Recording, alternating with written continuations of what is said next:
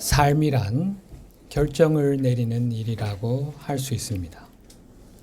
삶에서 결정을 피할 수 있는 방법은 없습니다. 결정을 내리지 않고서는 우리는 존재할 수도 없습니다.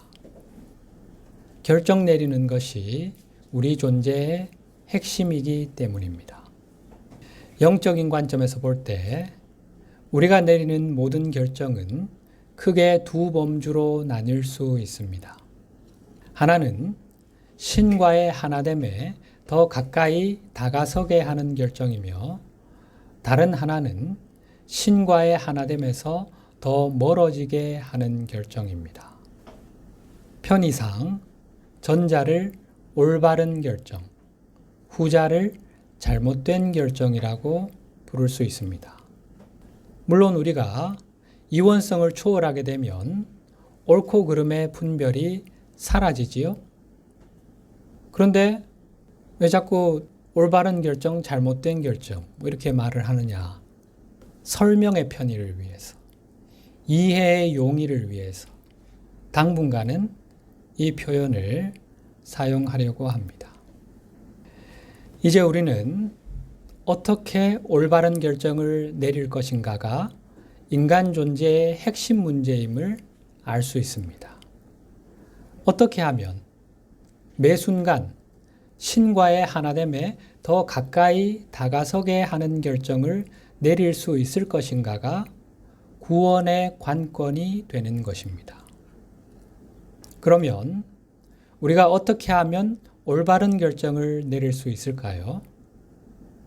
우리가 이원론적 사고, 즉 반그리스도 마음의 추론에 근거해 결정을 내린다면 결코 올바른 결정을 내릴 수 없습니다. 올바른 결정을 내리는 유일한 방법은 그리스도 의식에 기반해 결정하는 것입니다. 그런데 이원성 의식으로 내려온 우리가 어떻게 그리스도 의식에 근거하여 결정을 내릴 수 있을까요? 여러분, 그리스도 의식을 온전히 지금 성취하지 못한 상태가 아닙니까? 그런데 어떻게 그리스도 의식에 기반해서 결정을 내릴 수 있죠? 신과의 하나됨에 더 가까이 다가가는 결정을 내리기 위해서는 그리스도 의식이 필요한데, 이원성 의식을 입음으로써 그리스도 의식에서 멀어진 우리가, 이원성에 갇혀있는 우리가 어떻게 올바른 결정을 내릴 수 있을 것인가? 이것이 문제지요. 하나님은 우리를 도와줄 존재가 전혀 없는 상황에 우리를 버려두지 않으십니다. 우리의 영적 스승이신 예수 그리스도는 우리를 고아와 같이 버려두지 않으십니다. 주님께서 우리 곁을 떠나가시면 우리는 천의 고아로 남겨지는 게 아닌가 하고 염려하던 제자들을 향해 예수님께서 이런 약속을 주시지요. 오늘 본문 말씀, 내가 아버지께 구하겠으니 그가 또 다른 보혜사를 너희에게 주사 영원토록 너희와 함께 있게 하리니 그는 진리의 영이라. 세상은 능히 그를 받지 못하나니 이는 그를 보지도 못하고 알지도 못함이라. 그러나 너희는 그를 아나니 그는 너희와 함께 거하심이요 또 너희 속에 계시겠음이라. 내가 너희를 고아와 같이 버려두지 아니하고 너희에게 오리라. 이 말씀의 이면에는 중요한 영적 법칙 하나가 작동하고 있는데, 그것은 바로 균형의 법칙입니다.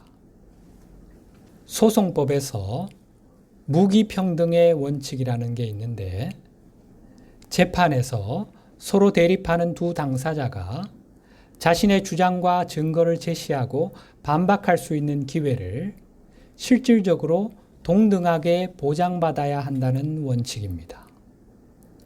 한쪽만 유리한 정보와 증거를 가지고 있고 다른 쪽은 이를 알거나 반박할 기회가 없다면 공정한 재판이 되기 어렵겠지요.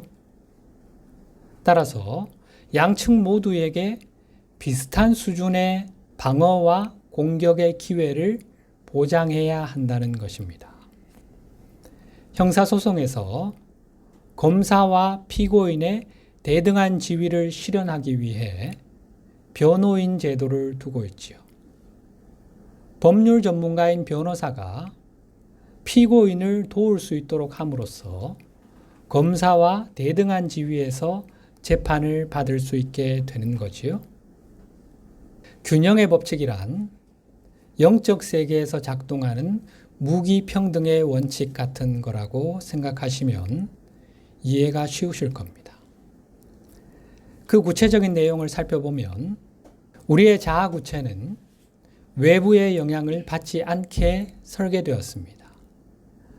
우리 존재의 핵심인 의식하는 자아가 자아구체를 완전히 장악한 상태에서 구체 안에 남아있는 어둠이 완전히 사라질 때까지 구체를 빛으로 채워나가야 합니다.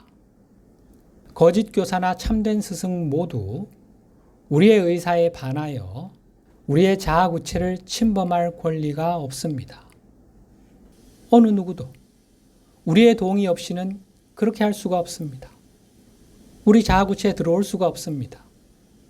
그런데 우리는 필멸의 자아를 창조하면서 외부의 이질적인 존재가 우리 구체 안으로 들어오게 허용했습니다. 우리의 자유의지로 그것이 우리 안에 들어오게 허용한 겁니다. 그로 인해 필멸의 자아가 우리 안에서 반그리스도 의식의 구심점, 중심축이 되어버렸습니다. 여기서 균형의 법칙이 등장하게 되는데 이 법칙에 따르면 우리의 자아구체 안에 이 반그리스도 세력의 구심점과 균형을 맞출 무언가가 없다면 우리는 존재할 수 없게 됩니다. 반그리스도 의식의 중심축인 필멸의 자아가 일방적으로 우리의 자아구체를 장악해버릴 것이고 그렇게 되면 우리는 본래의 모습을 완전히 상실한 채 소멸의 길을 걸을 수밖에 없을 테니까요.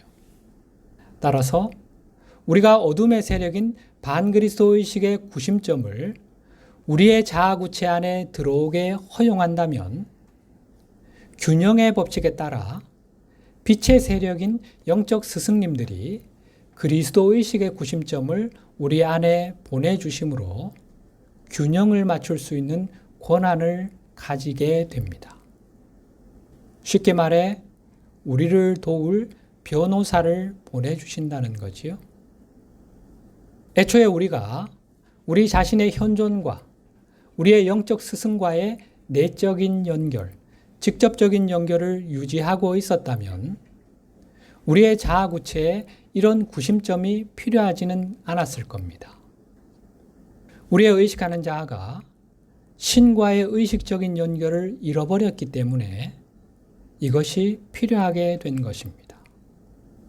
우리가 이원성 의식으로 내려와 자신을 필멸의 자아와 동일시하기 시작했을 때 우리는 내 현존과의 의식적인 연결을 잃게 되었고 하나님의 대리자인 영적 스승도 인식할 수 없게 되었습니다. 이제 우리는 이원성에 영원히 갇혀 우주미아가 될 수도 있는 위험에 처하게 되었습니다. 그래서 영적 스승님들은 우리에게 영적 세계와의 연결을 재개할 수 있는 무언가를 제공하실 필요가 있었습니다. 이원성 속에서도 영적인 영역과의 연결을 가능하게 해줄 어떤 존재를 우리에게 보내셔야만 했던 것입니다. 그것이 바로 예수님이 보혜사라, 성령이라 부르셨던 존재입니다. 요한복음 14장 26절 보혜사, 곧 아버지께서 내 이름으로 보내실 성령, 그가 너희에게 모든 것을 가르치고 내가 너희에게 말한 모든 것을 생각나게 하리라. 자, 그리스도 의식에 기반할 때만 우리가 올바른 결정을 내릴 수 있다고 했지요. 그러면은 그리스도 자아는 그리스도 의식과 어떤 관계가 있습니까? 그리스도 자아는 그리스도 의식의 하위 버전이라고 할 수 있습니다. 여기서 보혜사로 번역된 헬라어 파라클레토스는 중재자, 협력자, 위로자, 돕는 자, 상담자, 변호사 등의 의미로 사용되는 단어입니다. 우리가 그리스도 자아라 부르는 이 존재는 우리에게 그리스도의 진리를 알려줄 수 있는 내면의 스승입니다.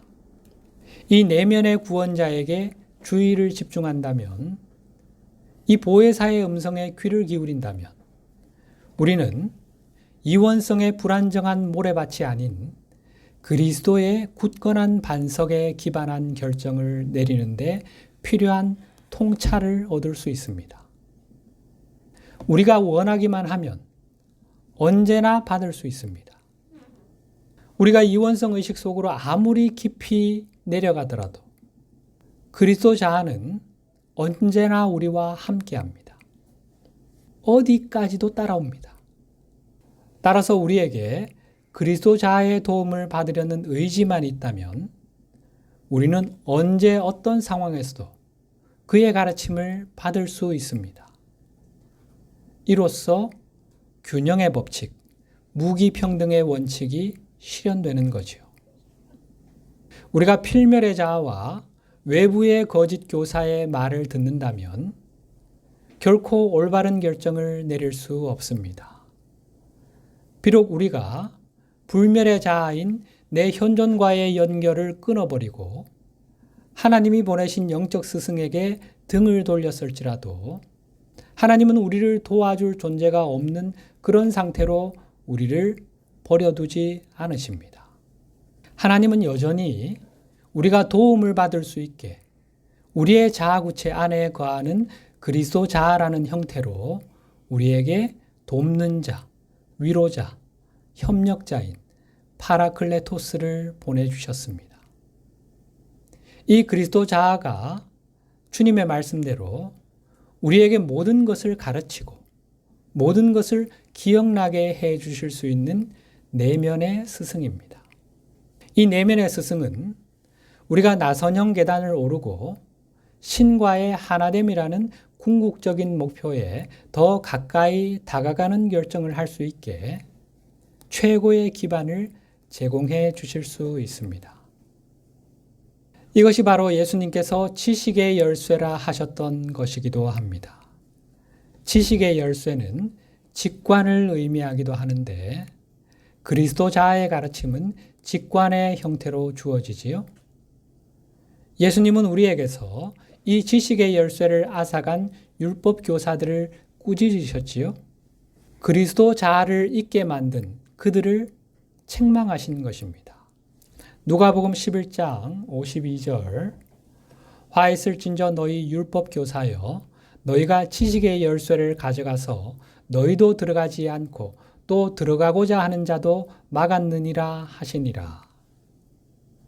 대다수 기독교인은 이 말씀의 중요성을 제대로 인식하지 못하고 있습니다. 그 의미는 간단합니다.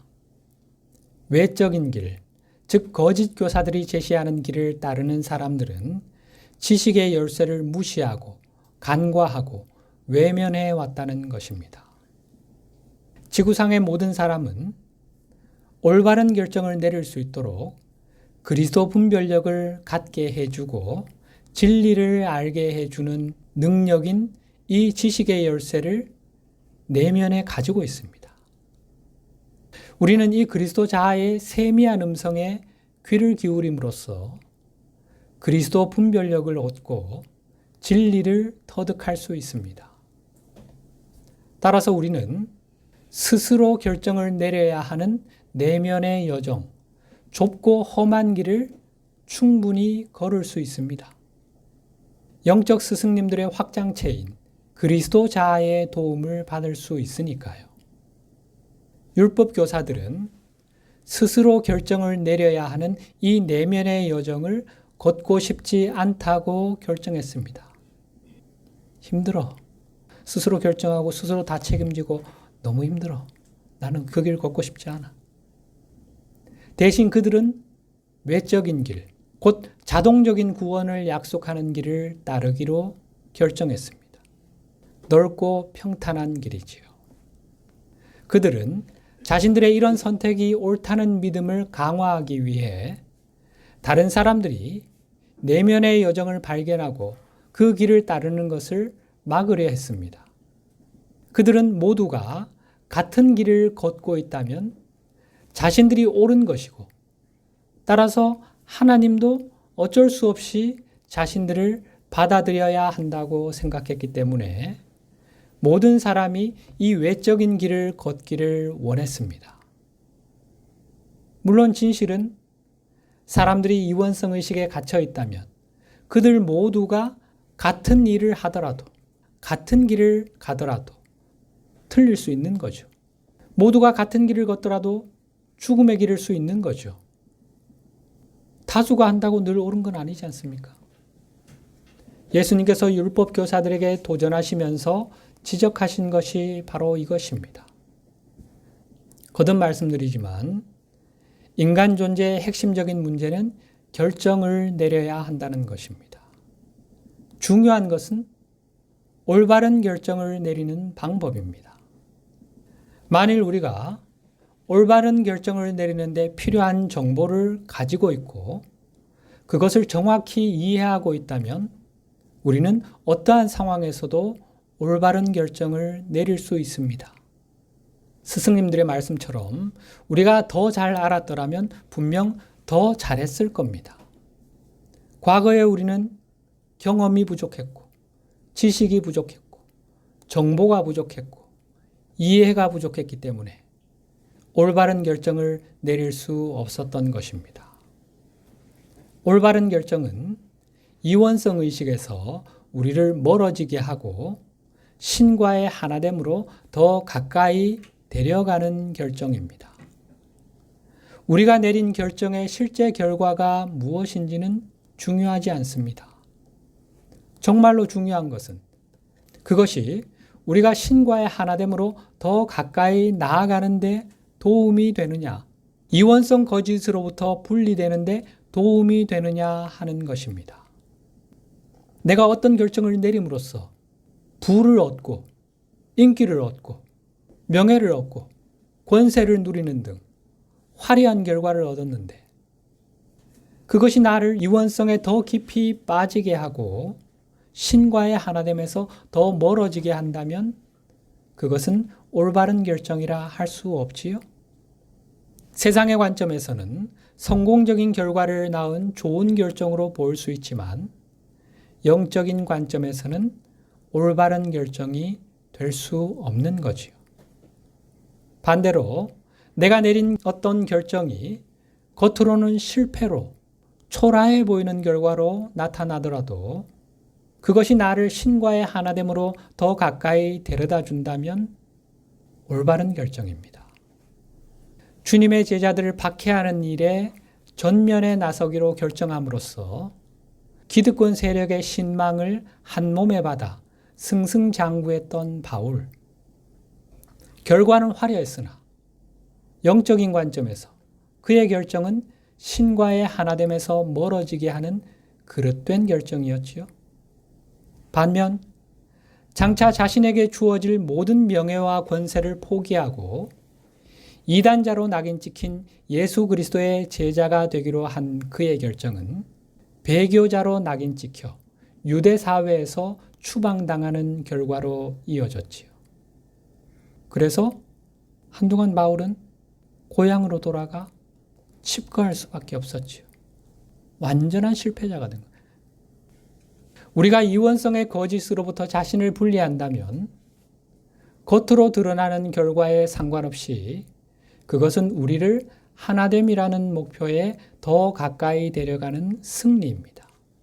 진정한 영적 승리지요. 하나됨으로 더 가까이 다가서게 하는 결정이라면 어떤 것이든 그것은 올바른 결정입니다. 사실 어떤 결정은 신의 관점에서는 올바른 결정이나 세속의 기준으로 보면 잘못된 결정처럼 보일 수 있습니다. 그 이유는 그것의 결과가 세상이나 필멸의 자아가 원하는 것이 아니기 때문일 것입니다. 그런데 신의 관점에서 올바른 결정일 수 있는 이유는 그것이 우리를 신과의 하나됨으로 더 가까이 데려가는 결정이기 때문입니다. 우리에게는 언제나 올바른 결정을 내리는 데 필요한 토대, 기반이 주어져 있습니다. 우리는 결코 홀로 남겨지지 않았습니다. 그러나 안타깝게도 의식하는 자아는 이 그리스도 자아의 존재를 무시하거나 심지어는 잊어버릴 수도 있습니다. 의식하는 자아가 자신을 신과 단절되어 올바른 결정을 내릴 수 없는 필멸의 인간, 죄인이라 생각한다면 그것이 일시적인 현실이 됩니다. 의식하는 자아의 동일시 능력으로 인해서지요. 그러나 진실은 우리가 신과 단절된 적이 없으며 위로부터 주어지는 도움과 안내가 없었던 적이 없다는 것입니다. 우리는 언제나 예수 그리스도의 부름을 따를 수 있는 가능성을 손에 들고 있습니다. 이것이 실제입니다. 마태복음 7장 7절 구하라 그리하면 너희에게 주실 것이요 찾으라 그리하면 찾아낼 것이요 문을 두드리라 그리하면 너희에게 열릴 것이니. 많은 기독교인이 이 말씀의 중요성을 제대로 이해하지 못하고 있습니다. 우리가 삶에 대한, 인간에 대한, 우주에 대한, 신에 대한 더 깊은 이해를 구하고 찾고 두드린다면 위로부터 주어지는 도움과 인도하심으로부터 완전히 단절되는 상황은 결코 없을 거라는 것이 이 말씀에 들어있는 숨은 뜻입니다. 어떠한 상황에서도 우리는 도움을 요청할 수 있고 열린 마음으로 진실하게 구한다면 반드시 응답받을 수 있습니다. 이것은 하나님이 정하신 영적 세계의 법칙이니까요. 거듭 말씀드리지만 우리가 보혜사 성령, 곧 그리스도 자아의 안내와 도움을 구하기만 한다면 언제나 응답받게 될 것입니다.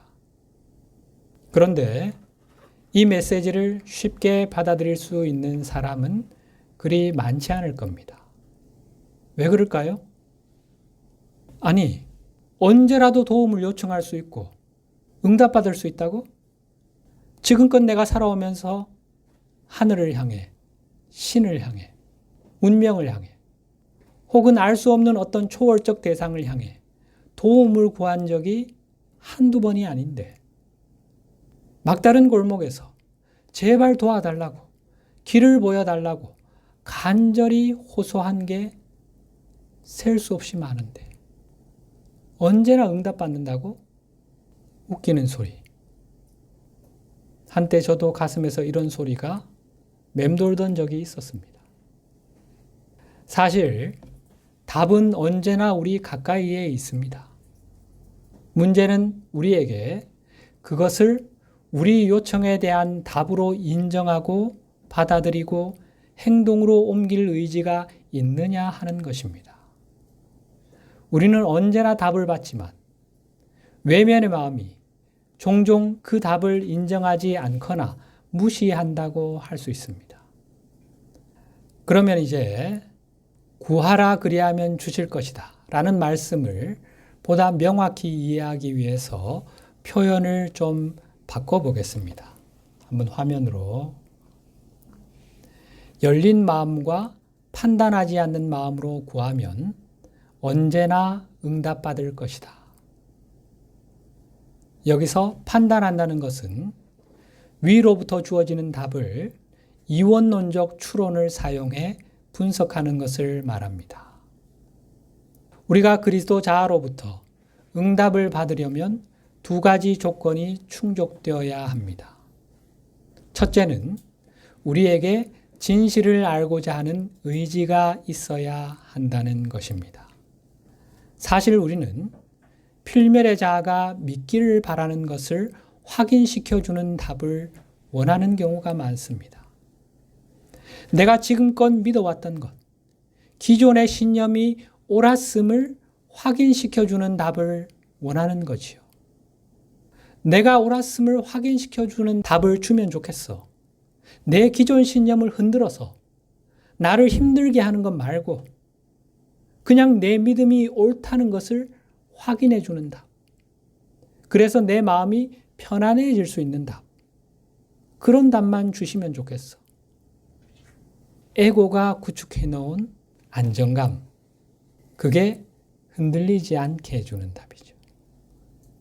이것은 기존의 이원성 신념을 강화하기 위한 에고의 바람일 뿐입니다. 우리는 이런 에고의 교묘한 유혹을 떨쳐내고 우리가 현재 가지고 있는 것보다 더 높은 이해, 더 높은 진리를 기꺼이 받겠다고 결심할 수 있어야 합니다. 부자 청년이 예수님께 와서 질문을 던졌지요. 어떻게 하면 영생을 얻을 수 있습니까? 그런데 예수님이 답을 주시자 어떻게 했지요? 그런 답 말고 하면서 가버렸습니다. 그런 답 듣고 싶지 않아. 그건 너무 나를 힘들게 하는 답이야. 내 안정감을 그냥 유지시켜주는 범위 내에서 답을 주시면 좋겠어. 에고가 원하는 응답을 원하면은 예수님께 기도하면 안 됩니다. 거짓 교사들을 찾아가야 됩니다. 그런데 이것이 생각만큼 그리 간단하지가 않습니다. 우리는 많은 신실한 기독교인이 삶의 길에서 중대한 난관에 봉착하여 주님의 도우심을 구하는 기도를 드리는 것을 쉽게 볼 수 있지요. 그런데 그들 중 많은 이들이 마치 예수님이 램프의 요정 지니처럼 모든 문제를 다 해결해 주실 거라 믿으며 기도합니다. 물론 예수님은 우리의 문제 해결을 돕고 싶어 하시지만 중요한 것은 그 방식입니다. 기독교인들이 바라는 방식과 예수님의 방식에는 차이가 있습니다. 주님은 우리가 올바른 결정을 내리는 데 필요한 통찰력을 제공해 주심으로써 우리 스스로 문제를 해결하기를 바라십니다.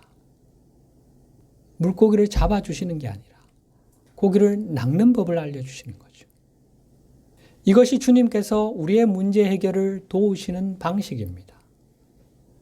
물론 주님은 우리의 문제를 일거에 해결해 주실 수 있는 능력을 가지고 계시지만 만약 그렇게 하신다면 우리가 어떻게 성장할 수 있겠습니까? 또 그렇게 하는 것은 하나님이 설정하신 물질 우주의 절대 법칙인 자유의지의 법칙을 위반하는 것이 됩니다. 사실 많은 기독교인이 올바른 결정을 내리는 데 필요한 더 높은 이해와 더 높은 진리에 마음이 열려 있지 않습니다. 그들은 자신의 신념 체계를 확인시켜주는 답, 정통 기독교 신앙과 교리를 넘어서지 않는 답만을 듣고 싶어 합니다. 그것을 넘어서는 답, 진실로 우리를 생명의 길로 인도해 줄 수 있는 답에는 마음이 철저히 닫혀 있습니다. 그들 외면의 마음은 주님께서 주시는 답, 진정한 영적 성장을 위해 필요한 답을 듣지 못하기 때문에 들으려 하지 않기 때문에 주님께서 그들을 도우실 수 있는 방법에는 한계가 있을 수밖에 없겠지요. 아무리 답을 줘도 아무리 길을 알려줘도 들으려 하지를 않는데 그럼 예수님이 어떻게 도우실 수 있죠? 방법은 하나, 기다리시는 것밖에 없습니다.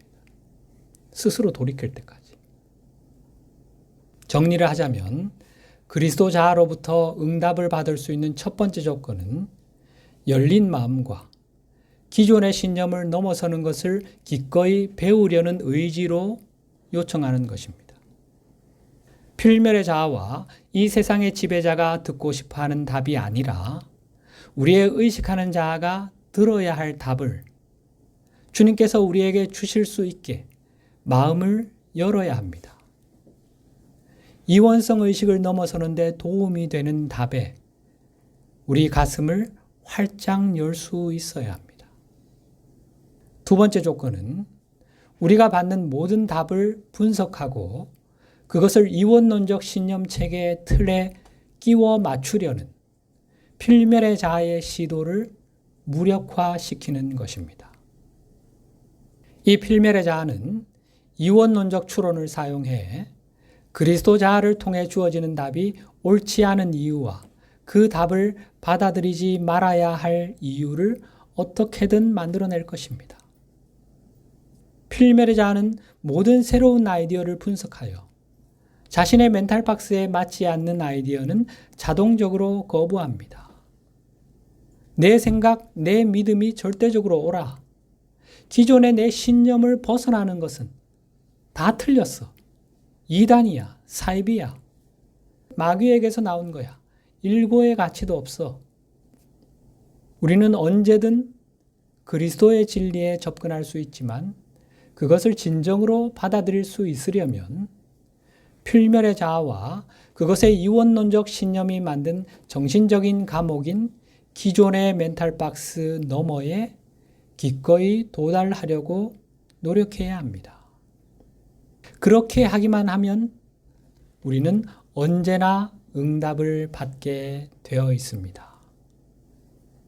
물론 위로부터 주어지는 답을 받을 수 있는 능력을 높이기 위해 우리가 사용할 수 있는 도구들이 많이 있지요.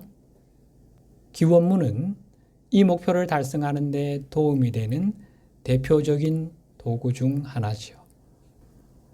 오늘은 여기까지 하고 다음 주에 계속 이어가도록 하겠습니다.